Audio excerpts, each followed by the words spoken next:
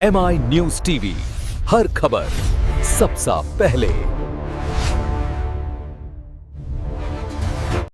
একটা সময় আপনিও নাচতেন, এখনো নাচেন কিনা জানি না। অভিরূপদার আজকে প্রোগ্রামে এসেছেন, এখানে বাচ্চাদের একটা নাটক স্কুল নতুন খোলা হলো এবং এই বাচ্চাগুলো পরবর্তীকালে দাদা শিখিয়ে একটা জায়গায় নিয়ে আসবে। কী বলবেন? এই বাড়িরও অনেক ঐতিহ্য আছে। অনেক ঐতিহ্য এই বাড়িতে। আমাদের পুরো শঙ্করদের ফ্যামিলি, তাই না? উদয় শঙ্কর, তারপরে মমতা শঙ্কর, তনুশ্রী শঙ্কর, অমলা শঙ্কর, শঙ্করদের বাড়ি। শঙ্কর মানে মহাদেব, তাই মহাদেবের আবাস এই বাড়িতে। এখন সেই আবাসে নাচের স্কুল হচ্ছে, তাও আমাদের যারা অর্থনৈতিকভাবে একটু পিছিয়ে পড়ে আছে তাদের বাচ্চাদের ওরা শেখাচ্ছে। তো এর থেকে ভালো অভিরূপকে আমি আর কত আশীর্বাদ করব, হ্যাঁ, যে এটা খুব ভালো কাজ করছো তুমি। আর সীমন্তিনীকেও বলবো, সেও তো দারুণ কাজ করছে।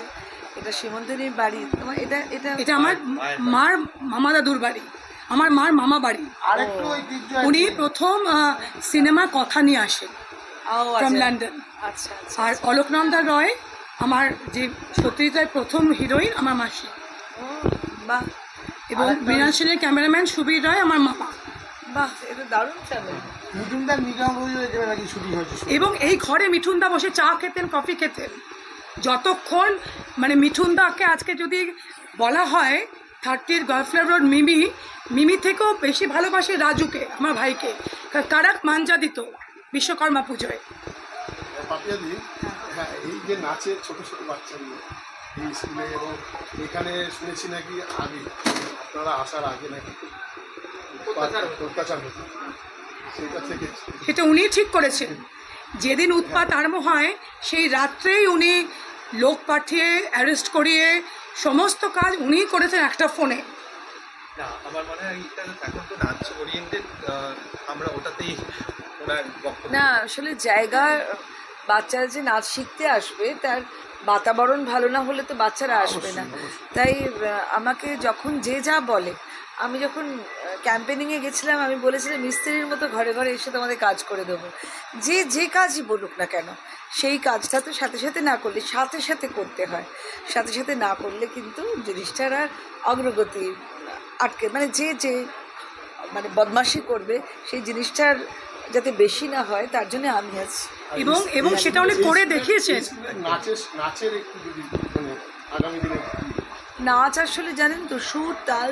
জয়জিৎ মেমোরিয়াল স্কুল, এই স্কুলটা নিয়ে যে আজকে আপনাদের চিন্তা ভাবনা আছে দাদা, যে ছোটো ছোটো বাচ্চাদের ড্যান্স শেখাবেন এখানে, যারা মানে আর কি লেস প্রিভিলেজ। হ্যাঁ, তা এই বাচ্চাদের একটা সময় ড্যান্স শিখিয়ে বড় করে তাদের একটা জায়গায় পৌঁছে দেয়, কি বলবেন? আসলে আমি এই কাজটা লাস্ট 20 ইয়ার্স ধরে করছি। আমার নিজের একটা অর্গানাইজেশন আছে প্রয়াস, সেখানে আমি করছি এবং সেখান থেকে কিছু স্টুডেন্টস আমি রেডি করতে পেরেছি যারা এখন আমারই ইনস্টিটিউশনে অ্যাজ এ ট্রেনার কাজ করে এবং বিভিন্ন মন্টেসরি স্কুলস এ তারা চাকরি করছে।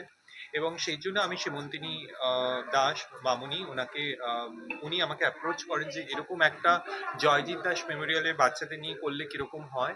তো আমি বললাম এটা একটা খুব ভালো আইডিয়া, অনেক বাচ্চা শিখতে পারবে ইন্ডিয়ান ট্র্যাডিশন ক্লাসিক্যাল ডান্স, এবং সেইটা শিখে তাদের পড়াশোনাটাকেও তারা সাপোর্ট করতে পারবে এবং ভবিষ্যতে তারা এটাকে অ্যাজ এ ক্যারিয়ার হিসেবেও নিতে পারে। তো আমার মনে হয় এরকম উদ্যোগ হওয়া উচিত। আমরা আর্টিস্ট, আমরা শিল্পী, আমরা আমাদের এই আর্টের মাধ্যমেই সমাজের কিছু যদি কাজে লাগতে পারি তাহলে আমাদের সেটা অনেক ভালো লাগবে। আজকে আপনার এই প্রোগ্রামে শুনেছি ঋতুদি আসছে এবং পাপিয়াদি আসছে। না, ঋতুদির আসার কথা নয়, আজকে অনুষ্ঠানে পাপিয়াদি আসবেন। পাপিয়াদি নিজেও একজন খুব ভালো নৃত্যশিল্পী এবং উনি প্রচুর যাত্রা করেছেন, সেখানে উনি যাত্রায় দুর্গার চরিত্রে অভিনয় করেছেন এবং ওনার অনেক ছবি আছে যেখানে ওনার সাথে নাচটা অ্যাসোসিয়েটেড। তাই জন্য ওনাকে রিকোয়েস্ট করেছি যাতে উনি আসেন এবং আমাদের এই অনুষ্ঠানটাকে ইনগ্রেট করে ক্লাস। এখন এই সবে আমাদের এই আরম্ভ হলো, তো আমরা 10 জন দিয়ে শুরু করলাম এবং আস্তে আস্তে আমরা তাদেরকে বাড়াবো। এই বাড়িটায় করার একটা সবচেয়ে বড় কথা মানে কারণ হলো এটা টিপু সুলতানের নাচঘর ছিল এবং এই বাড়ির উপরেই উদয় শঙ্কর থাকতেন এবং সেখানে মমতা শঙ্কর ছিলেন এবং তনুশ্রী শঙ্কর ছিলেন, আনন্দ শঙ্কর ছিলেন। তো সেখান থেকে নাচের যদি একটা আমরা কিছু শুরু করি তো আমার মনে হয় এর থেকে ভালো কিছু। ম্যাডাম, যে আজকে যে বললো যে এই বাড়ির একটা হিস্ট্রি আছে, এই হিস্ট্রি এবং সেখানে নাচ করে এবং সেখানে মমতা এখানে জন্ম মানে এখানে থেকেছে, এইটার একটু যদি বিবৃতি দেন এবং এই স্কুলটা শুরু করেছে এইখানে আর প্রথমত আমি সীমন্তী দাস, জয়জিৎ দাস মেমোরিয়াল স্কুলের ম্যানেজিং ট্রাস্টি। জয়জিৎ আমার একমাত্র সন্তান, ক্যান্সারে আমরা হারিয়েছি, কিন্তু যাকে পেয়েছি অভিরূপ সেনগুপ্তকে, ওরও মা নেই, আমারও ছেলে নেই, তাই আমরা দুজনে এখন মা ছেলে। আমরা অনেকই কাজ করছি, কিন্তু সেটা শিক্ষাগত, আমরা একটা স্কুল চালাই। এটা অভিরূপের একটা অনেক দিনের স্বপ্ন ছিল যে জয়দীপ দাস মেমোরিয়াল স্কুলে যে পিছিয়ে পড়া বাচ্চাদের নিয়ে একটা নাচের স্কুল করবে। কি হয়, আমাদের ডোনার ভিত্তিক স্কুল, তো যতক্ষণ না আমরা ডোনারদের অ্যাপ্রুভাল না পাই, টাকাটা জোগাড় না করতে পারি, ততক্ষণ একটা নতুন প্রজেক্ট চালু করতে পারি না। কিন্তু এইখানে চালু করার পুরোপুরি আইডিয়াটা অভিরূপের, আমার ছেলে অভিরূপের। আমি যখন এটা প্রস্তাবটা দিলাম, তখন আমি অভিরূপকে বললাম যে অভিরূপ, আমার দুটো হাত, তুই তো আমার সোল, একটা আমার স্বামী প্রাক্তন পুলিশকর্তা অরিন্দম আচার্য, আরেকজন আমার ভাই রাজীব হরিহরন। এরা যদি আমাকে সহযোগিতা না করতো, তাহলে আজকে এতটুকু আমি সাফল্যমণ্ডিত করতে পারতাম না এই অনুষ্ঠানটি। আর যেখানে দাঁড়িয়ে আছি, এটা টিপু সুলতানের নাচঘর, 300 বছরের পুরনো।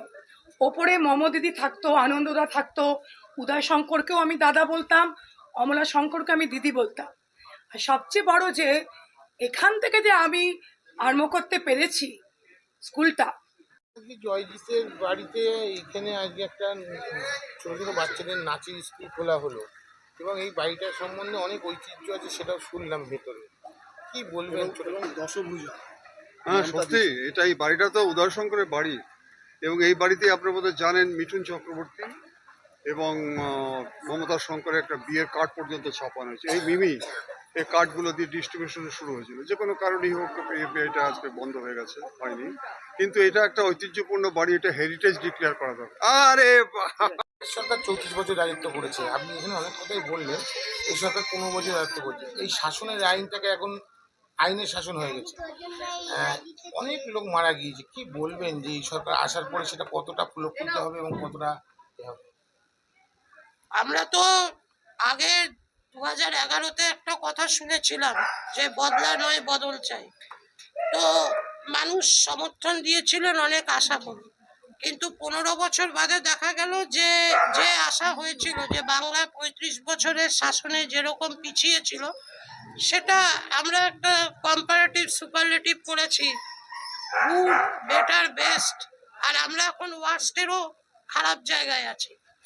তো যদি একটা 50 বছরের টাইম পিরিয়ড ধরেন, 35 বছর প্লাস 15 বছর, এই যে একটা টাইম পিরিয়ডের একটা রাজ্যকে রিকনস্ট্রাক্ট করা খুব আপিল টাস্ক। কিন্তু তাও আপনারা দেখছেন গত 1 মাসের মধ্যে প্রচুর ডেভেলপমেন্টাল অ্যাক্টিভিটি হচ্ছে। আমুলের এখানে আমাদের বিনিয়োগ হচ্ছে, টাটা গ্রুপ ফিরে আসবে। ইভেন গতকাল রেলের প্রচুর প্রজেক্ট অ্যানাউন্স হয়েছে, যেগুলো ইন্ডিজিনাসলি এখান থেকে হবে। ফলে প্রচুর প্রচুর যুবকের কর্মসংস্থান হবে। এবং আমাদের যারা যারা নেতৃত্ব বলেছেন যে এই অঞ্চলগুলো, ক্যালকাটা অ্যান্ড সাবারবান এরিয়াস যেগুলো, সেগুলো এক একটা বৃদ্ধাশ্রম হয়ে গেছে। মানে এক একটা বাড়িতে বৃদ্ধা আছেন, ছেলে মেয়েরা বাইরে চলে গেছে। সেই কালচারটার পরিবর্তন হবে তখনই, যখন এখানে শিল্প আসবে, কাজ আসবে, সরকারি চাকরিগুলোর পরীক্ষা হবে। অলরেডি আপনারা শুনেছেন যে সরকারি চাকরির যে ফিজ, সেটা ওয়েভ করে দেওয়া হয়েছে।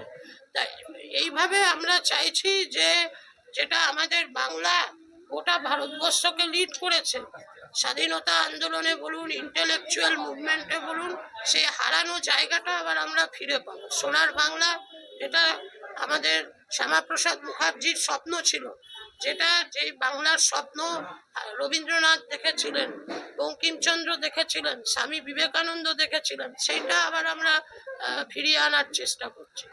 মহামাটি সরকারের যে এত দুর্নীতি, একের পর এক মানে কাউন্সিলররা সব অ্যারেস্ট হচ্ছে, কি বলবেন যে এত দুর্নীতি হয়েছে? এটা তো খুব মানে দুর্ভাগ্যজনক যে মানুষের, এটা কি বলবো বলুন তো, যে তারা তাদের পরিবারের কাছে আজকে মানুষরা তাদের একটা সম্মান বা শ্রদ্ধার চোখে দেখতো, একটা কাউন্সিলর বা একটা বিধায়ক আমাদের অ্যাডমিনিস্ট্রেটিভ হেড, তো আজকে তাদেরকে পচা ডিম ছুটছে, চোর বলছে।